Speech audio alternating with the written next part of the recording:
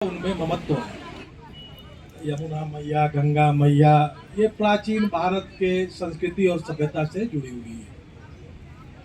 अब है कि नदी और उसकी थाल और उसमें जीवाणु और उसमें जितने पेड़ पौधे हैं, एक तंत्र है, एक सिस्टम है, यह एक बड़े बड़े स्तर का तंत्र है। तो जो रेती है नदी में, वह इस तंत्र का ही एक हिस्सा है। हर वर्ष आप अगर देखेंगे तो जब बारिश होता है हमारे यहाँ, तो यह नदियाँ, देखिए बारिश के समय कोई बराज का गेट बंद नहीं होता है। जो भी जल बंटवारे का आपका जो भी हिसाब किताब है अन्य राज्यों में, वह बारिश के सीजन से पहले होता है। बारिश में सारे बराज गेट खोल दी जाती है, क्योंकि कोई अपने क्षेत्र में डूब क्षेत्र बढ़ाना नहीं चाहते। तो नदी की निर्मलता और अविरलता दोनों उस समय होती है।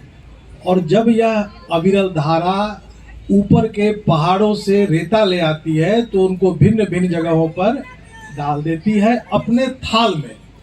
अब जब आप थाल को संरक्षित नहीं करोगे, जब उसको डालने की जगह को नदी के साथ संरक्षित नहीं करोगे, तो शायद वो कहाँ रखेगी, फिर आगे ले जाएगी, दिल्ली के जगह पलवल में डाल देगी, दिल्ली के जगह और आगे ले जाएगी।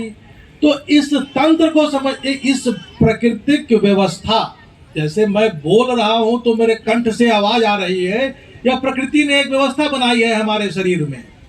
तो जो तंत्र की व्यवस्था प्रकृति ने बनाई है कि ये इस रेते को ऐसे लाएंगे, यहाँ जमा करेंगे, उसमें जहां जहां आप बाधा डालेंगे वहां वहां अवरुद्ध पैदा होगा। उदाहरण स्वरूप पिछले बारिश में आपने देखा वजीराबाद बराज, ITO बराज पर गेट खोलने में दिक्कत हो रही थी। इसका